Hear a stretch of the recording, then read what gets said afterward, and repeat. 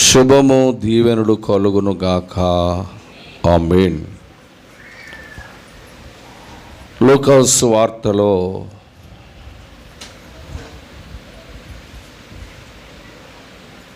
రెండవ అధ్యాయము 11వ వచనములో కొందరు గొర్రె కాపరులు పొలములో రాత్రివేళ తమ మందను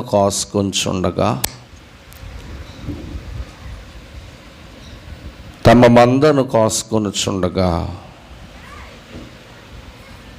దేవదూత వచ్చి ఆ గొర్రె కాపరులతో మాట్లాడుతున్న సందర్భం ఇది. దావీదు పట్టణమందు నేడు రక్షకుడు మీ కొరకు పుట్టియున్నాడు, ఈయన ప్రభు అయిన క్రీస్తు అనగా అభిషక్తుడని అర్థము. స్నేహితులారా, క్రిస్మస్ అంటేనే క్రీస్తు జన్మదినము. క్రిస్మస్కున్న ప్రత్యేకత, క్రిస్మస్ పండుగ అంటే ఏమిటి అనే దానిని కొన్ని విషయాలు మనం విపులంగా నేర్చుకుందాం. మత్తయి సువార్త 2వ అధ్యాయం 11వ వచనములో యేసుక్రీస్తు ప్రభు జన్మించిన 2 ఏండ్లకు జ్ఞానులైన వారు ప్రభు దగ్గరకు వచ్చి ఈ 2వ అధ్యాయములో ఒక మాట మనం చూస్తాం. 2వ అధ్యాయం 11వ వచనం, వారు ఆ నక్షత్రమును చూచి అత్యానందభరితులై ఇంటిలోనుకొచ్చి తల్లి అయిన మరియను ఆ శిశువును చూచి సాగిలపడి ఆయనను పూజించిరి. చాలు. క్రిస్మస్ అంటే క్రీస్తుని పూజించుట. స్నేహితులారా, జ్ఞానులు అంటే వీరు మామూలు సాధారణమైన జ్ఞానము కలిగిన వారు కాదు. వీరు ఎంతటి జ్ఞానవంతులంటే ఆకాశమందు నక్షత్రమును చూసి ఆ నక్షత్రము ద్వారా దేవుడు ఈ లోకానికి ఉద్భవించాడని తెలుసుకొని నక్షత్రము పుట్టినది మొదలుకొని 2 సంవత్సరములు వారు ప్రయాణము చేసి చివరకు యేసు ప్రభు ఉన్న చోటును కనుగొని ఆయన ఇంటిలోనికి వచ్చి ఆయనను పూజించిరి. దేవుని పిల్లారా, పూజించుట అంటే ఆరాధించుట అని మనము భావన చేయాలి. అంటే క్రీస్తును ఎవరు ఆరాధిస్తారో, ఎవరు ఆయన ఎదుట సాగిలపడి నమస్కరిస్తారో అదే దేవునిని ఆరాధించుట. ఇక్కడ మరొక విషయాన్ని చూస్తే భక్తుడు అంటున్నాడు, కీర్తన గ్రంథము 96వ దావీదు కీర్తన 4వ వచనం, 96:4 చదవాలి త్వరగా. యెహోవా మహాత్మ్యము గలవాడు, ఆయన అధిక స్తోత్రములు పొందదగినవాడు, సమస్త దేవతల కంటేను ఆయనే పూజనీయుడు. స్నేహితులారు, ఈ లోకములో ఎందరూ దేవుళ్ళు దేవతలని పిలువబడేవారు ఉండొచ్చు, కానీ దేవుడు ఒక్కడే పూజనీయుడు. పూజించుట. జ్ఞానులు పూజకు పండు తీసుకొని వెళ్ళలేదు, పువ్వులు తీసుకొని వెళ్ళలేదు, కానీ వారు పూజించుచు ఉన్నారు. క్రిస్మస్ అంటే క్రీస్తుని ఆరాధించుట. స్నేహితులారా, క్రిస్మస్లో మరొక విషయాన్ని మనం చూస్తే, మనమందరము క్రీస్తును ఆరాధించు సమయాన్ని క్రిస్మస్ అని భావించుకుంటూ ఉన్నాం. రెండో విషయంలో చూస్తే, క్రిస్మస్ అనగా క్రీస్తుని స్తుతించుట. లోకాసు వార్త 2వ అధ్యాయం 28వ వచనం. 2వ అధ్యాయము 28వ వచనం. జరిగించుటకు తల్లిదండ్రులు శిశువైన యేసును దేవాలయములోనికి తీసుకొని వచ్చినప్పుడు సిమియోను ఆయన చేతులలో ఆయనను ఎత్తుకొని దేవుని స్తుతించుట. చాలు. యేసుక్రీస్తు ప్రభు జన్మించినప్పుడు జ్ఞానులు ఆరాధించినట్లుగా చూసాం. యేసుక్రీస్తు ప్రభు జన్మించిన తరువాత సిమియోను అనే ఒక దైవ సేవకుడు ప్రభువుని ఎత్తుకొని స్తుతిస్తూ ఉన్నాడంట. దేవుని పిల్లలారా, ఈ స్తుతి కొరకు కీర్తనాకారుడు 89వ దావీదు కీర్తన 52వ వచనములో ఒక మాటను మనం చూస్తాం. 89వ దావీదు కీర్తన, యెహోవా నిత్యము స్తుతి నొందునుగాక. చాలు. దేవుని పిల్లలారా, క్రిస్మస్ మాసములో జ్ఞానుల వలె మనం ఆరాధించాలి. ప్రభువును నమస్కరించి పూజించి ఆరాధించాలి. రెండవదిగా, యాజకుడైన సిమియోను వలె ప్రభువును మనం స్తుతించాలి. ఇక్కడ ప్రభు కొరకు అంటున్నాడు, యెహోవా నిత్యమును స్తుతి నొందుగాక. యాజకులు ఎలాగున దేవుని స్తుతించారో క్రిస్మస్ మాసములో మనమందరము క్షేమంగా ఉన్నాం కనుక క్షేమ స్థితిని దేవుడు మనకు అనుగ్రహించాడు గనుక మనము దేవుని స్తుతించవలసిన వారమై ఉన్నాం. క్రిస్మస్ ఎవరితో ఎవరికి అంటే చాలా చక్కగా చెప్పాడు దేవుడు. లోకాసు వార్త 2వ అధ్యాయం 2వ అధ్యాయము 10వ వచనములో చూస్తే, అయితే ఆ దూత భయపడకుడి, ఇదిగో ప్రజలందరికీ కలగబోవు మహా సంతోషం. ఎమ్మా, క్రిస్మస్ అంటే సంతోషముగా జరిగించుకునే ఒక పండుగ. ఈ ప్రజలు ఆ ప్రజలని లేరు, ప్రపంచ దేశంలో ఉన్న ప్రజలందరూ కూడా సంతోషముగా జరిగించుకునే పండుగ క్రిస్మస్ పండుగ. స్నేహితులారా, కొన్ని పండుగలు ఆయా దేశాలకు మాత్రమే పరిమితము కానీ క్రీస్తు జన్మ విధానము మనము చూస్తే, ఆయన జన్మించినప్పుడు జ్ఞానులు ఆయనను ఆరాధించినట్లుగా మనమును ఆయనను ఆరాధించి పూజించవలసిన వారము. క్రిస్మస్ కొన్న మరొక ప్రత్యేకత ఏంటంటే, సిమియోను అనే భక్తుడు ప్రభువును స్తుతించినట్లుగా మన పరిస్థితిని స్థితిని మార్చిన దేవుని మనమును స్తుతించుట మంచిది. మూడవదిగా దేవుని పిల్లలారా, క్రిస్మస్ అంటే ప్రజలందరితో ఆనందాన్ని పంచుకునే పండుగ.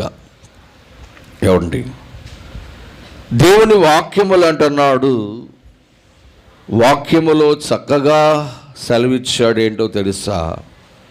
చూడండి అంటున్నాడు, ఇర్మియా గ్రంథం 31వ అధ్యాయము, ఇర్మియా గ్రంథము 31వ అధ్యాయం 13వ వచనాన్ని చూద్దాం.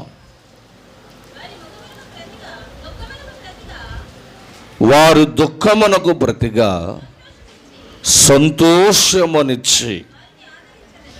దేవుని పిల్లరా, దేవుడు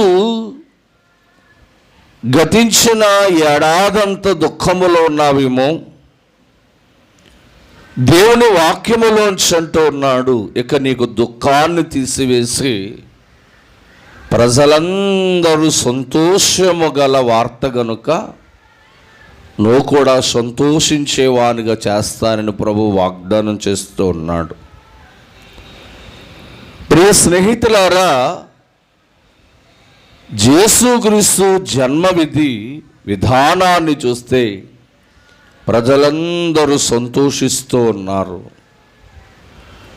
నువ్వు ఏడాదులు దుఃఖాన్ని అనుభవించావేమో, నీ శ్రమ, నీ కష్టము, నీ దుఃఖాన్ని బట్టి ప్రభు అంటున్నాడు, ఇక నీ జీవితంలో సంతోషాన్ని అనుభవించబోతూ ఉన్నావు.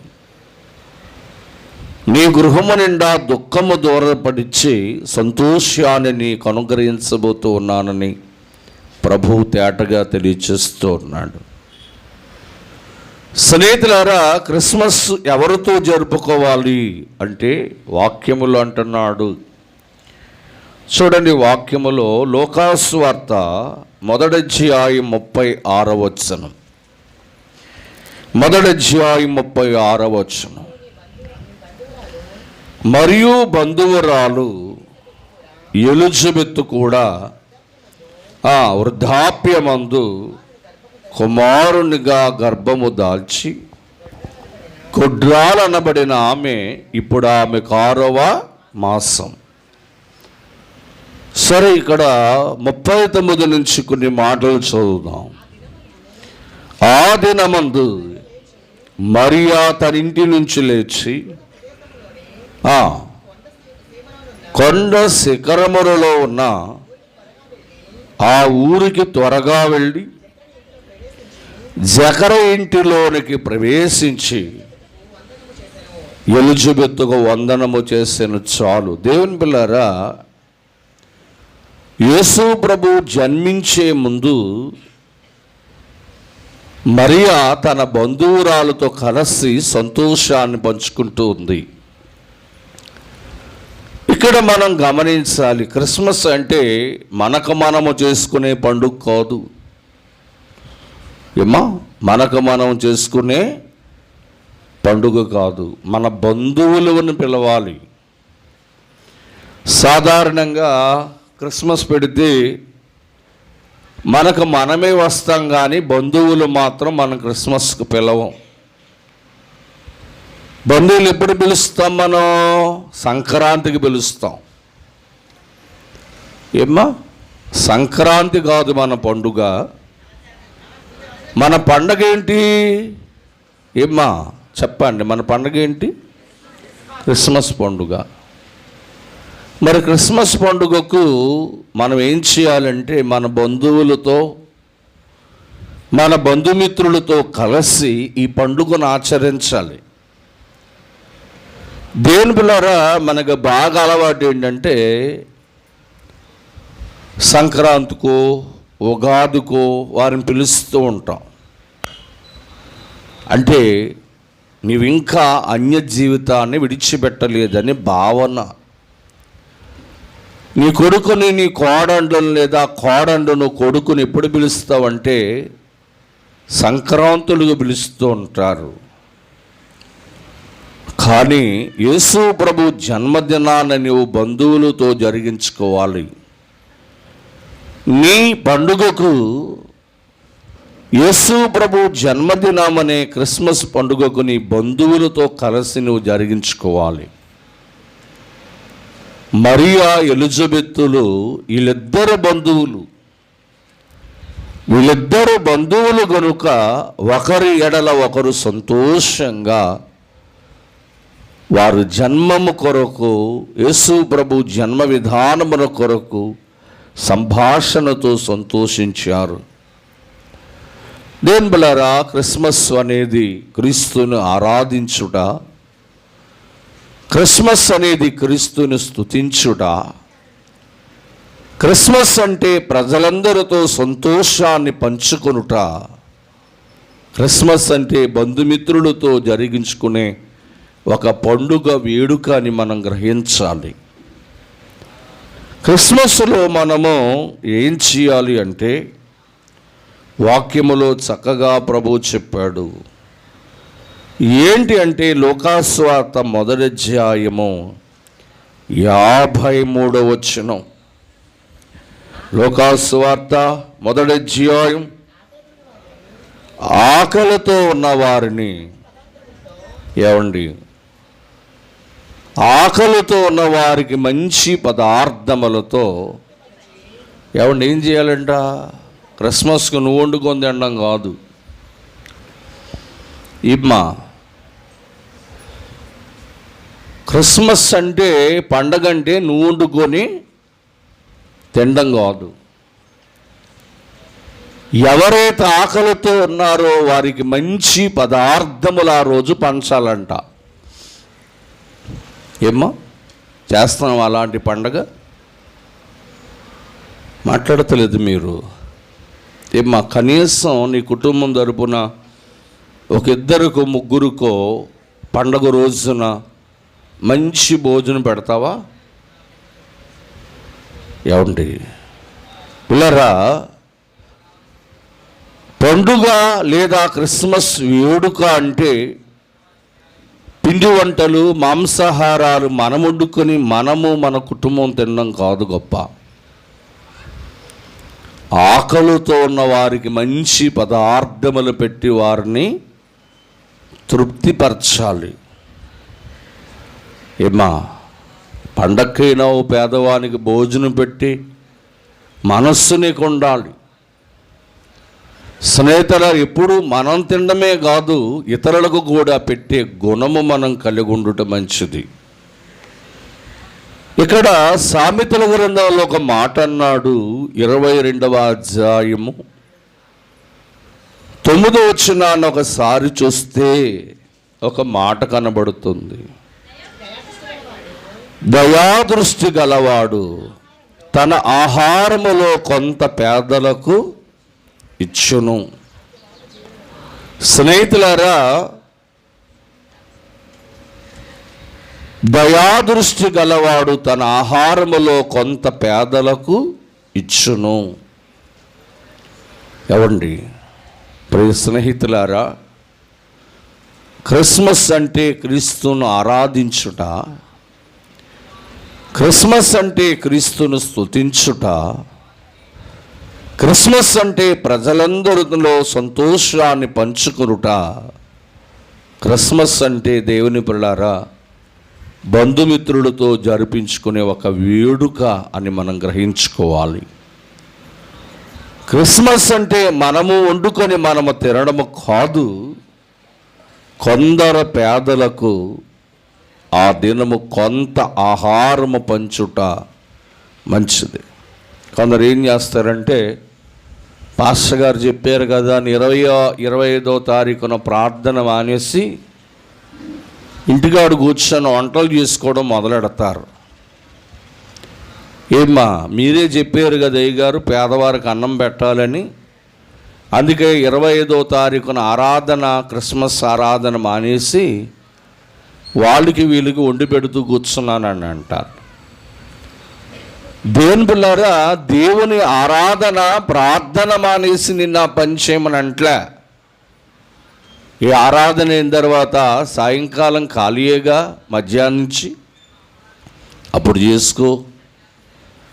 ఏ వంట చేస్తావో, ఎంతమంది పేదలకు పెడతావో అప్పుడు పెట్టు.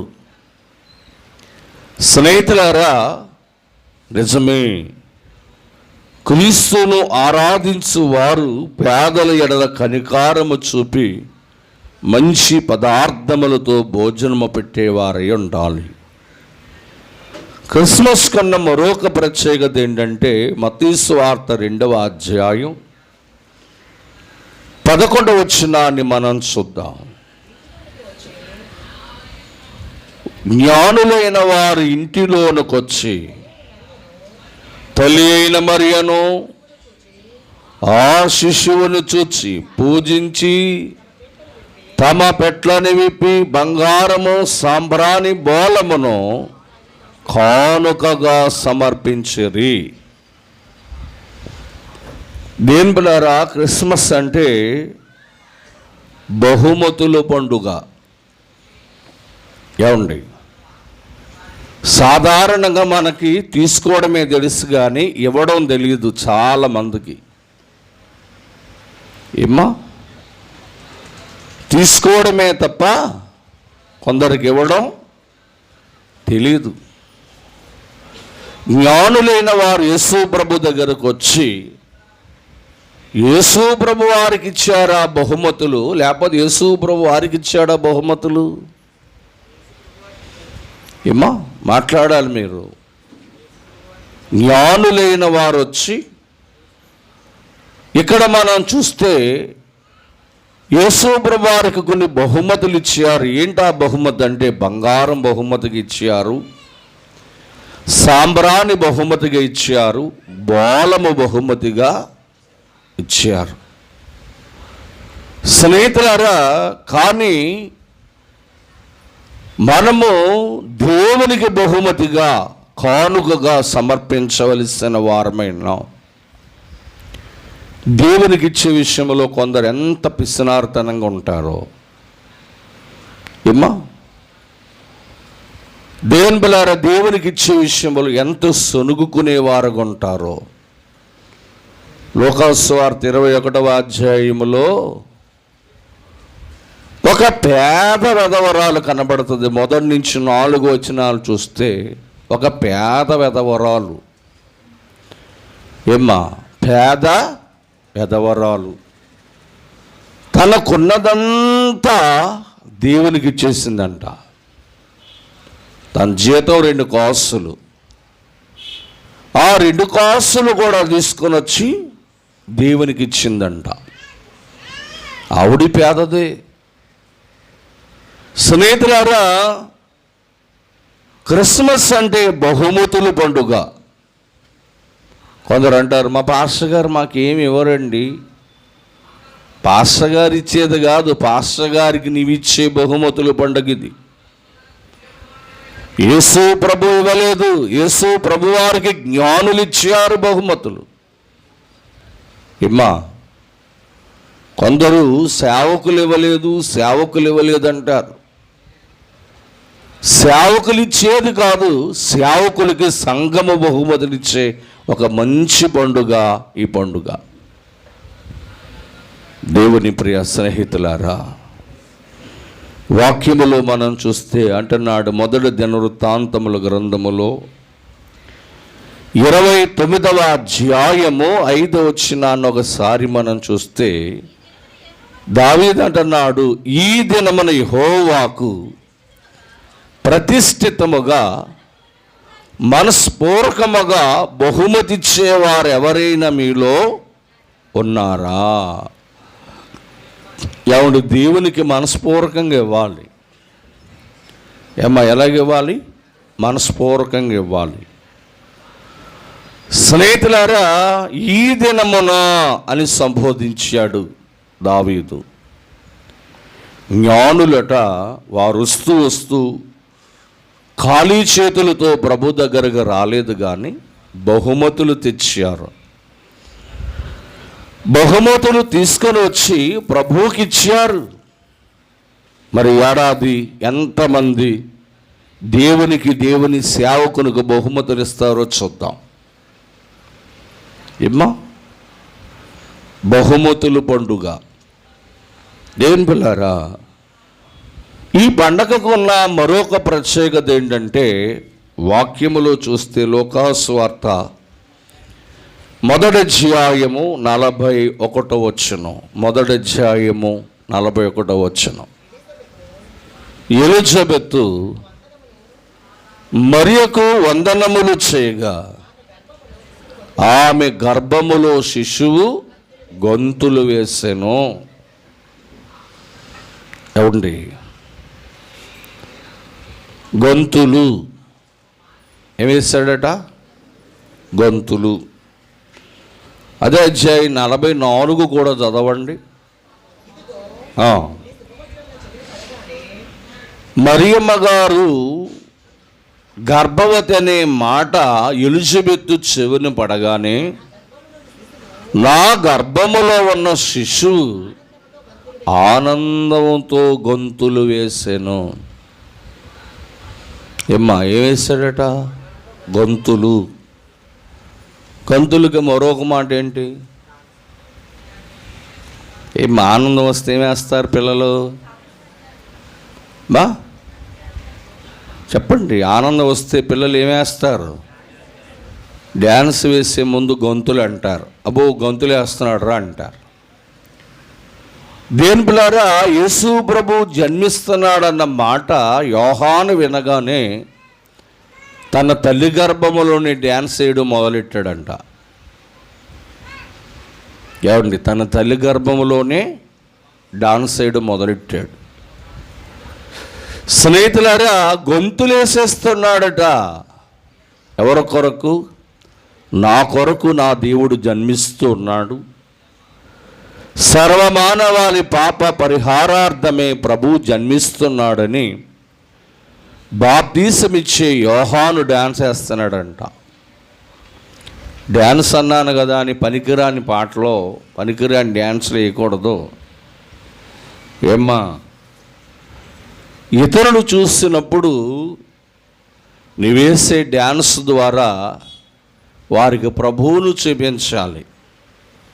ఏమ్మా పిల్లరా, నిజమే. మనం ఏ సంఘంలోకి వెళుతున్నామో ఆ సంఘంలో డ్యాన్స్ వేయాలి. ఎక్కడ వేస్తామండి అక్కడ వేస్తామండి అంటే నువ్వు 2 పడవల మీద కాలేస్తే మధ్యలో మునిగిపోతావు. ఏదో పడవలు వెళ్ళు, చివరికి వెళతావు. ఏమండి, మా పిల్లలు అక్కడ డ్యాన్స్ చేస్తారు, ఇక్కడ డ్యాన్స్ చేస్తారండి, అక్కడ నాటికేస్తారు, ఇక్కడ నాటికేస్తారంటే అక్కడ ఉంటారా ఇక్కడ ఉంటారా? ఎక్కడ ఉండకుండా మధ్యలో మునిగిపోతారా? ఒకసారి ఆలోచన చేయండి. ఏమా, తల్లిదండ్రులైన వారు పిల్లలకు ఒక విధానాన్ని నేర్పాలి. దేవుడు నువ్వు ఏ సంఘములో సంస్కారం పుచ్చుకుంటున్నావో అదే నీ సంఘం, అదే నీ మందిరం. దేవుని పిల్లలు అక్కడ నీ పిల్లలు డ్యాన్స్ వేసి దేవుని మహిమపరచాలి. అంతేగాని నీది కాని దాని దగ్గరికి వెళితే నిన్ను ఎందుకు పనికిరాని వారుగా చూస్తారు. ఆ విషయాన్ని మనం గ్రహించుకోవాలి. పిల్లరా, క్రిస్మస్కున్న ప్రత్యేకతను నేను చెప్తూ ఉన్నాను. ఒకటి, క్రీస్తును ఆరాధించుటే క్రిస్మస్ వేడుక. క్రీస్తును స్తుతించుట, క్రీస్తును ఎల్లవేళలా స్తుతిగానములు చేయుటే క్రిస్మస్ వేడుక. దేవుని పిల్లారా, క్రీస్తు ఎడల మనము మన బంధువులు కలిసి ఆనందంగా పండుగ జరిగించుకున్నటే క్రిస్మస్ వేడుక.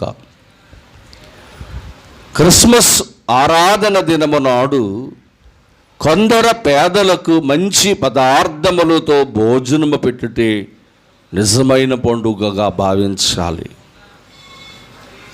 దేవుని పిల్లారా, క్రిస్మస్ అంటే బహుమతులు ఇచ్చే పండుగ. ఏమంటే బహుమతులు ఇచ్చే పండుగ. ఎవరికి ఇవ్వాలంటే సంవత్సరమంతా దేవుని సేవ చేస్తూ దేవుని సంఘాన్ని నడుపుతూ మీ బాధలలో మీ ఇబ్బందులలో మీ కొరకు ప్రార్థన చేసే దైవ సేవకులకు మీరు ఇచ్చే బహుమతి గొప్పగా ఉండాలి. అదేగాని దైవ సేవకులు మీకు బహుమతులు ఇవ్వడం కాదు. స్నేహితులారా, క్రిస్మస్ అంటే ఆనందంగా సంతోషంగా దేవుని గణపరుస్తూ దావీదట తన గానముతో నాట్యముతో దేవుని గణపరిచాడంట.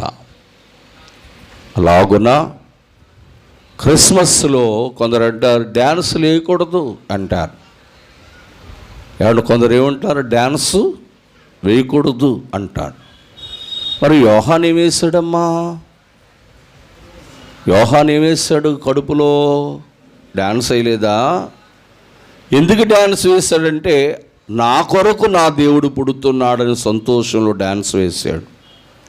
అలాగా మనలను రక్షించి మన దేవుడు మన కొరకు వస్తూ ఉన్నాడు, మనకు రక్షణ ఇచ్చాడు. మనకు పాపక్షమాపణిచ్చే దేవుని జన్మదినాన మనమును కూడా ఆనందంగా గొంతులు వేయడం తప్పు కానే కాదని వాక్యం తెలియచేస్తుంది.